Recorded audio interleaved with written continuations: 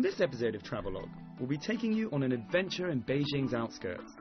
From ancient culture at the Tanja Temple to a perfectly preserved traditional village called Tuandixia. We'll be making lanterns in Hongmiao before heading to Ⅵ for some food and lots of fun-filled activities like rock climbing. And finally, the star of the show, the Great Wall. Enjoy.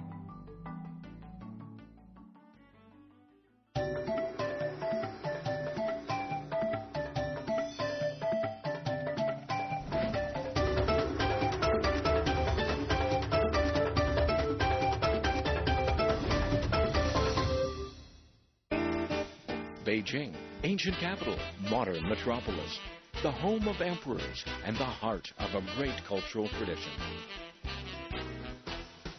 Beijing, old and sedate, young and dynamic, a modern open city on the fast track to reinventing itself. Beijing, where two worlds mingle. Being Beijing is experiencing the life, seeing the sights, sampling the culture. That's being Beijing.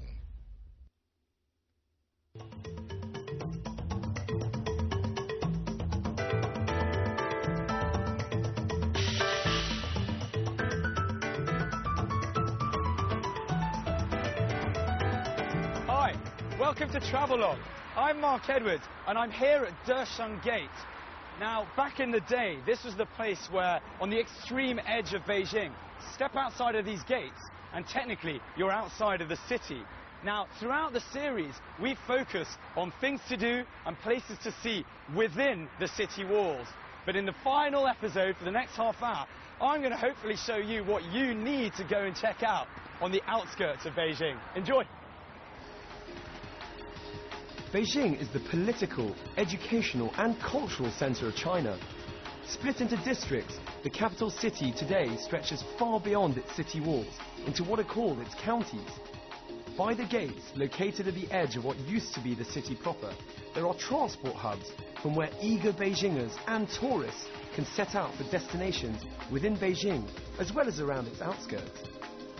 Back in the past, each of these gates served its own particular function. It was through Desheng Gate, for instance, that victorious troops made their return to the city, while Anding Gate was where they set out on expeditions. I was doing things a little backwards by heading out of Desheng Gate to go and explore some of the gems to be found on the outskirts of the city. Maybe I'd somehow return victorious through Anding Gate, or simply be happy with some astute tourism.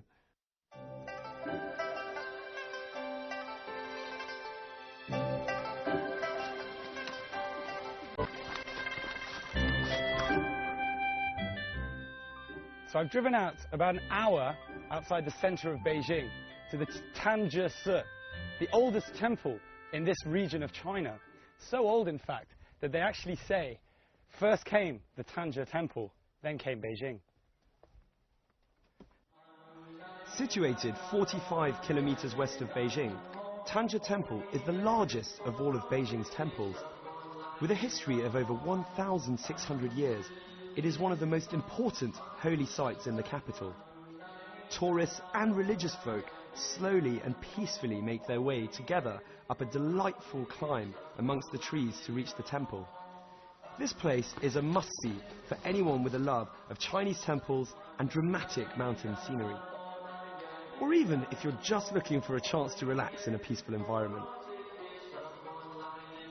That said, try and avoid coming here on the 1st and the 15th days of the lunar month, as that's when the temple is overflowing with people coming to worship and burn incense. Unless, of course, big crowds are your thing. Personally, I was quite happy visiting on another day when the crowds were sparse and I was able to lethargically take in the sights. It really is an ideal day trip if you want to get away from the hustle and bustle of a big cosmopolitan city like Beijing. And spending some time in Tanja Temple, or its tea house in particular, helps to reinforce this feeling. It's just so peaceful here. Whether you come to pray, or simply to fulfill your role as a budding culture vulture, you will find that the trees and flowers in and around Tanja Temple are worth the price of admission alone. 35 RMB if you're wondering. An excellent time to visit the Tanja Temple is around mid-April, when the magnolias are in bloom, yielding beautiful blossoms of white, yellow and purple.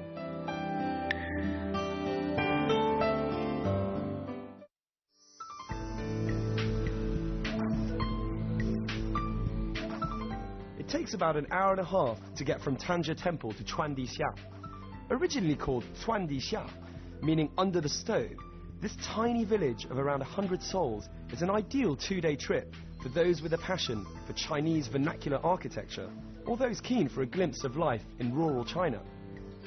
Nestled in a valley some 90 kilometers west of Beijing and overlooked by towering peaks, Chuandixia is a gorgeous cluster of courtyard homes and old-world charm. There are even signs in Chinese and English on the floor to point you in the right direction.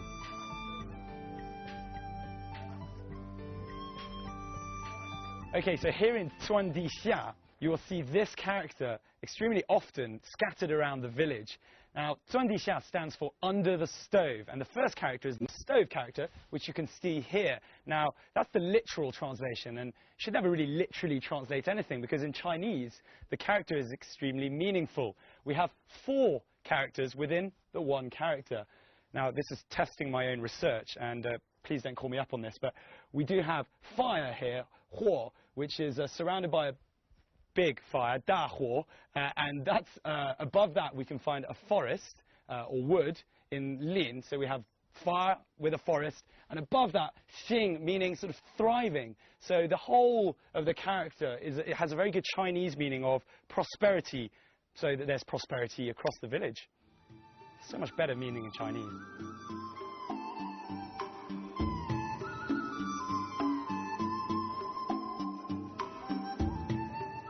Chuandixia boasts some of the best preserved Seheyuan, or courtyard houses, in the Beijing area. It was opened to tourism in 1997. Steeped in a history of over 500 years, it was blissfully relaxing to wake up early and walk around this historic village completely undisturbed. It really has the feel of a place that is completely untouched by time. You can lose yourself amongst the narrow alleyways that snake their way around this hillside hamlet.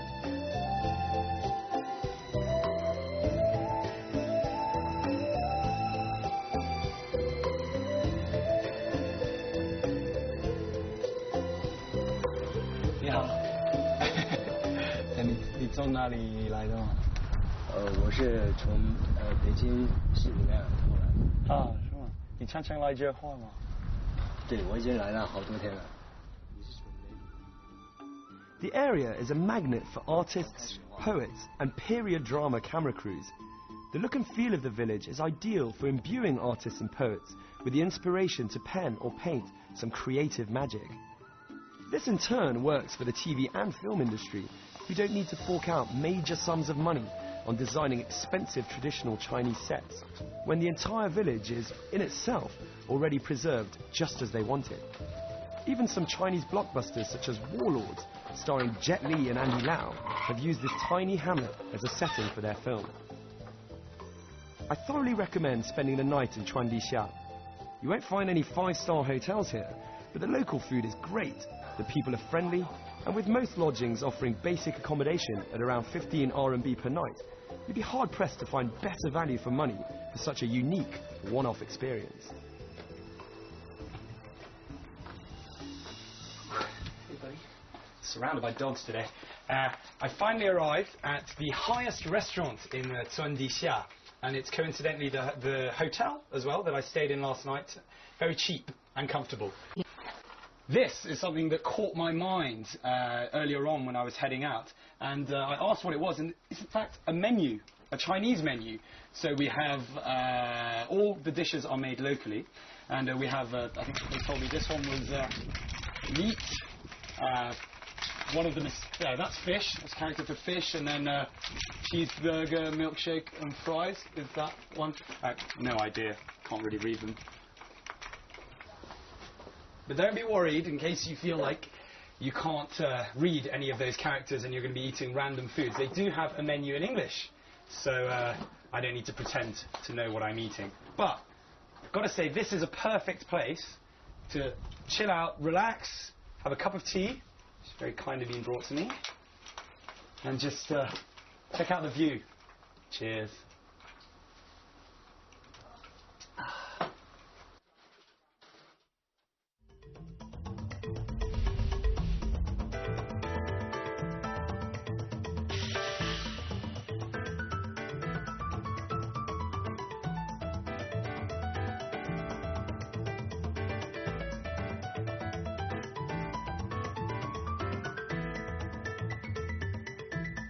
the Great Wall!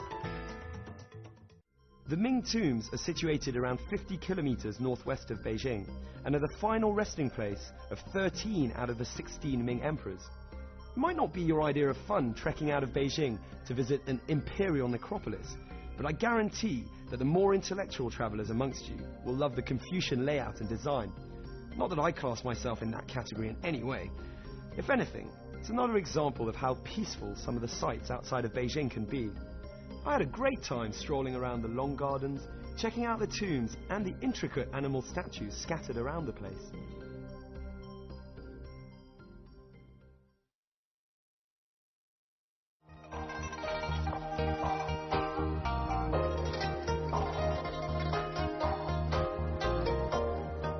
Hire car options are beginning to open up in Beijing, and for those happy to accept that laziness on holiday is not a sin, you'll be glad to hear that the majority of these come with a driver. So just sit back, relax, and enjoy the Beijing countryside. That said, don't worry if you're driving on your own. There are maps available with both English and Chinese place names. Right, it is a beautiful day today. The sun is shining and the sky is blue, and it's a perfect time to take a little trip outside of Beijing, which is what I've done. I'm an hour and a half outside, and I'm here in Ⅵ district. A great place to check out. There's plenty of things to do. Firstly, if you want to just relax, you come down to Yangtze Lake, take a little chill session there. A bit of culture, you can go and check out the Hongluo Temple, or do what I'm doing right now, and that's coming to the home of the Red Lantern. I'm in Hongmiao, and I'm going to see how those things are done, so and maybe even try and make one myself. Let's go check it out.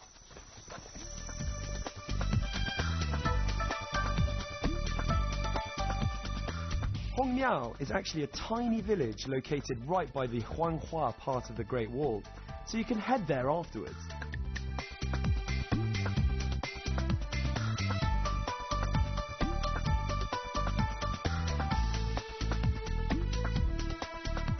Right, I've just been told there are 50 families that live in this little village, and each and every single one of them has something to do with the making of the Red Lantern. And this is where the magic happens. Let's go and have a look.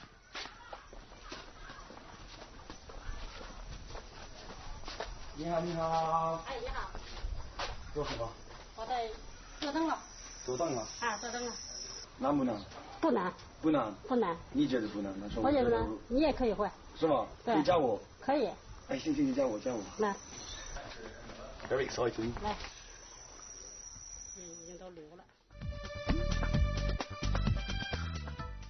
In Hongmiao, you can come and buy your individual red lanterns, or even make one yourself as I did. Despite getting glue all over my hands, and generally looking as though I was born with no dexterity whatsoever, the experience of making my own lantern was fully worth the short stop on my way to Huairou's Rainbow Trout Valley.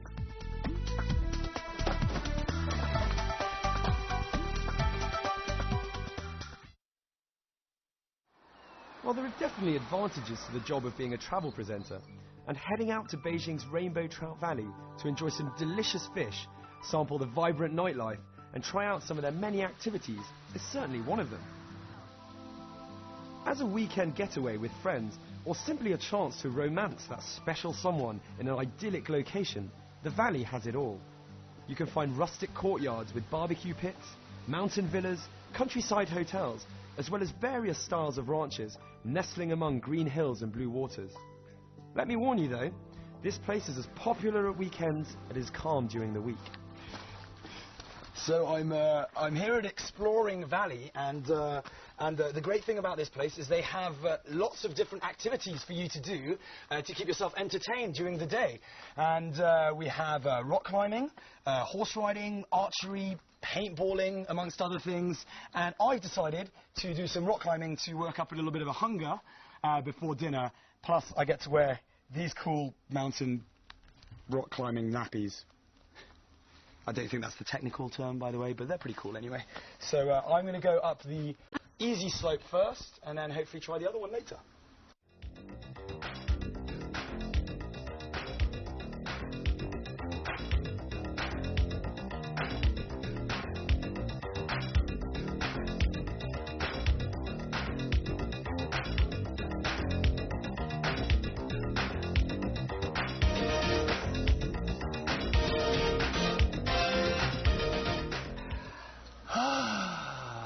take some sun in.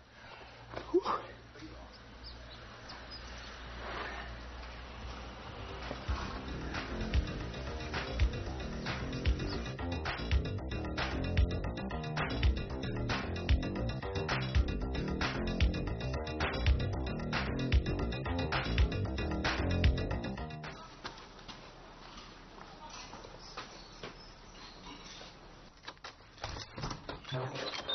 Ooh, let's go and check out the place. Come on. Nice, nice. Get myself a free Coke. Let's have a look.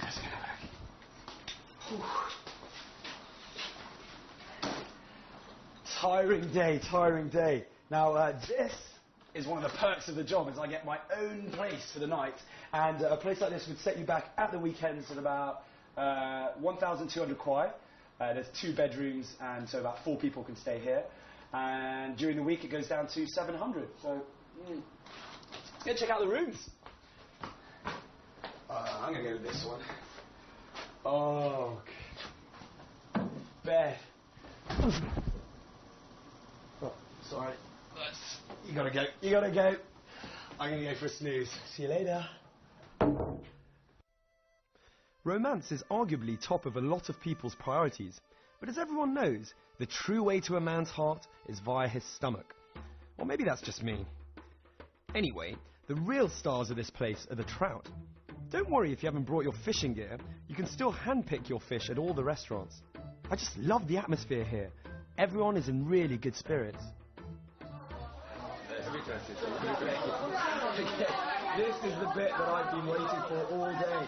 I love the rock climbing, a bit tiring, but now we have a chance to unwind, relax.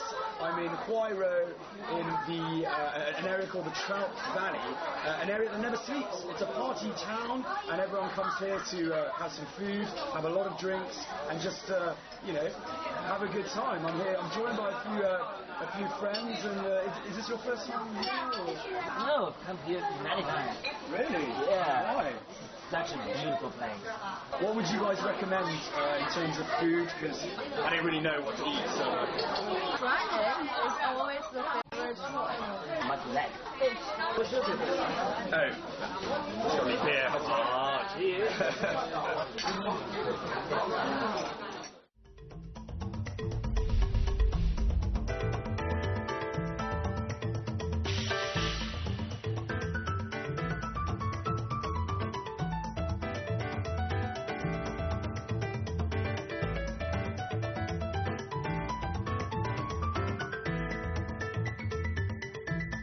The Great Wall! With your belly full, your head a little light from the dozens of beers, and safe in the knowledge that Rainbow Trout Valley has enhanced your reputation as a modern-day Romeo, you have to head to the Great Wall. Much like taking in the Ming tombs after Chuandixia, you do need to mix up the hidden treasures with the more famous sites. And this one you don't, and quite literally won't be able to miss. It's my favourite in and around Beijing, and it really is China's mandatory must-see site. With a history of over 2,000 years, in its heyday it was guarded by more than 1 million men. It's been estimated that somewhere in the region of 2 to 3 million people died as part of the project of building the wall. The closest section of the Great Wall to Rainbow Trout Valley is Muqianyu, situated roughly 70 kilometers northeast of Beijing. It's one of the best preserved parts of the Great Wall, and one that I find is the most friendly for all ages. By this, I mean that there is a cable car to take you up and down, if you're feeling a tad unfit, as well as a toboggan down to keep the younger generations happy. You can of course bypass any of these and make your own way up and down on foot, if you're feeling slightly more adventurous.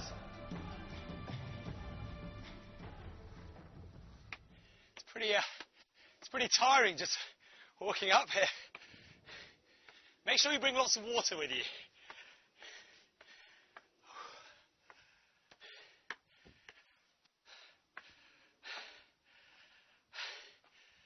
Oh, what a sight. I really like the Great Wall. Yeah?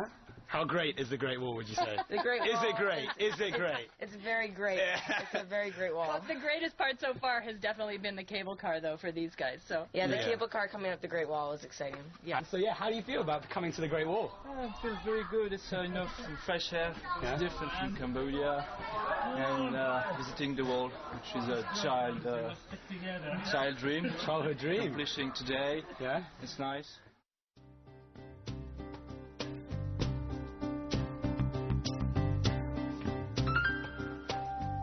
So I'm here at the gate of the Mutianyu Pass, and this is in fact where the generals would allow people in and out. Now on our right we have where the Mongols are being kept at bay, and on our left is where the Han are.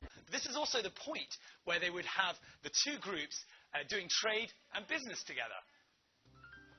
Mutianyu is also famous for having crenulated parapets on both sides of the wall, so that shots could be fired at the enemy, keeping people at bay on all sides.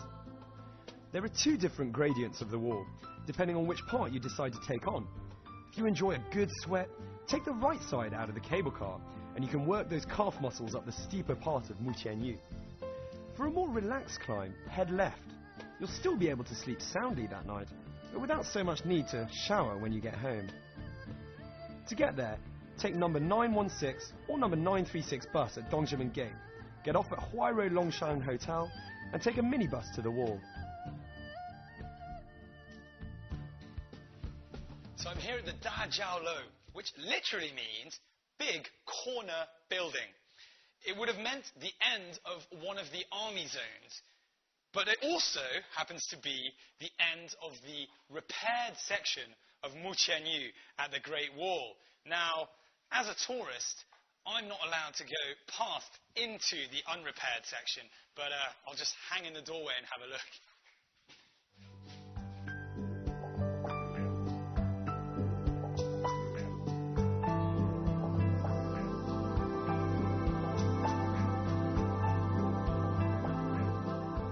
If you'd prefer to feel as though you've got the Great Wall all to yourself, head to Summatai. It's situated 120 kilometers northeast of Beijing. Hanging precariously onto Yanshan Mountain, it is known for its steepness, ingenuity, and uniqueness. It really is a totally different experience to Mutianyu, more serene, but also much harder work. Not for the lazy. Well, I was up at the crack of dawn this morning so that I could try and enjoy this part of the Great Wall almost all to myself. Now, Summatai is not as famous as its more illustrious cousins, Badaling and Mutianyu. However, that doesn't mean you should miss out on it. I personally think this is the most well-kept part of the Great Wall, in that it seems to have a lot less refurbishment or a lot less repairs. Now, we're right on the border of Hebei province on my right and Beijing on my left. But I've got to warn you, it's more of a tip. When you come to Summatai, it's the hardest part of the Great Wall to climb because it's the steepest and tallest. So be sure to pack some seriously solid hiking boots. Whew.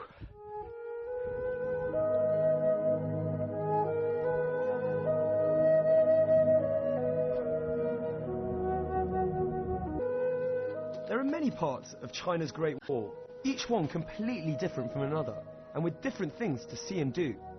Having had a chance to visit a few, I can safely say that each is an attraction in itself. Whether you come in winter or summer, there is a different feeling at each section.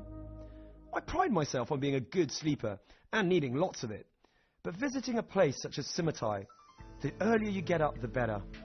Strolling along this part of the Great Wall before the rest of the world is awake was truly an incredible experience for me.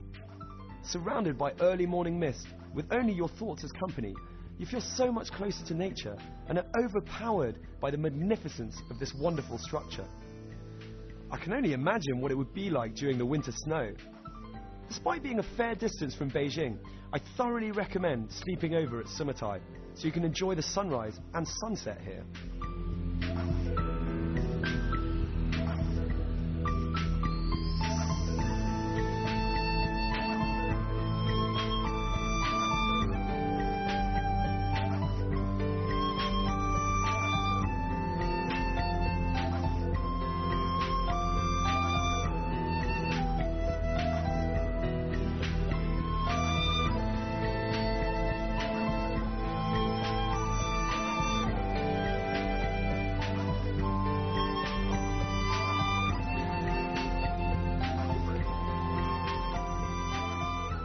made it to the top. Whew.